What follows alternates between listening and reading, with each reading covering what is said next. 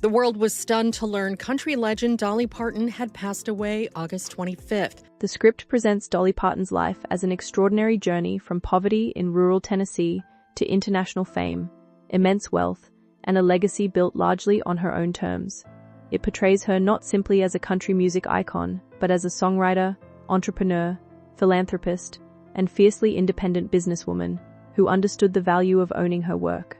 The narrative focuses heavily on her final months, her reported health struggles, the loss of her husband Carl Dean, and the farewell reportedly prepared in advance for her family. Beneath those events, however, the central story is one of determination, a child from a poor Appalachian family who transformed hardship into music, opportunity, and lasting influence. Her final months and farewell. The script begins by describing Dolly Parton's final period as one marked by declining health and personal grief. It claims that she had experienced problems including dizziness, dehydration, and kidney stones, leading her to cancel appearances and reduce her travel. The narrative connects these difficulties with the death of her husband, Carl Dean, after their decades-long marriage, suggesting that Dolly had spent considerable time caring for him while neglecting her own health. According to the script, she later acknowledged publicly that she had been dealing with health issues. It also describes a farewell announcement delivered by her nephew and longtime security professional, Brian Siver, who reportedly said Dolly had asked him years earlier to make the announcement when the time came. The script emphasizes that her family did not publicly disclose a specific cause of death, portraying the family's silence as an expression of privacy and dignity. Growing up in poverty, Dolly's story is presented as beginning in extremely modest circumstances in the mountains of Tennessee. Born into a large family, she grew up with very little money, surrounded by siblings and parents who worked hard simply to provide basic necessities. Her mother's creativity and faith became particularly important influences. The script highlights the story behind Coat of Many Colors, describing how Dolly's mother created a coat from scraps and connected the experience to the biblical story of Joseph. For Dolly, that childhood memory became more than a story about poverty.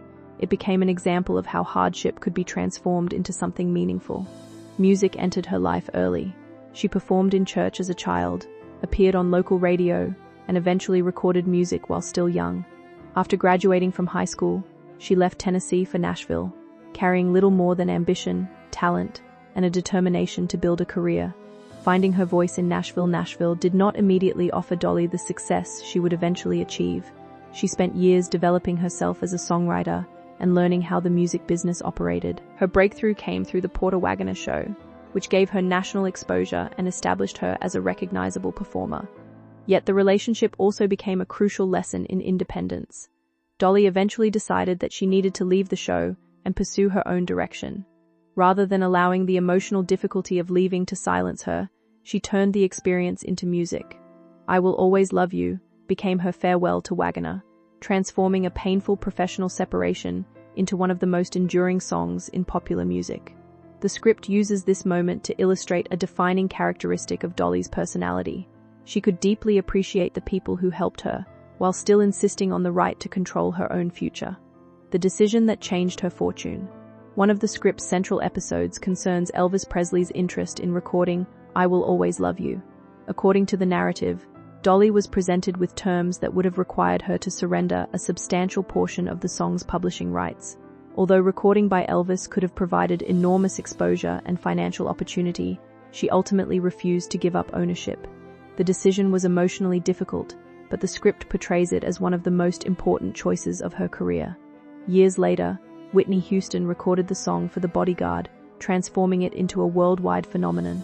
Dolly consequently benefited from retaining ownership of the composition. The episode becomes a larger lesson about intellectual property and self-determination. Dolly did not merely create successful songs, she fought to retain control of what she created. Her refusal to surrender the rights demonstrated that artistic ownership could become one of the strongest foundations for long-term financial independence, building an empire beyond music. The script portrays Dolly's fortune as the result of decades of diversification, rather than one lucky song.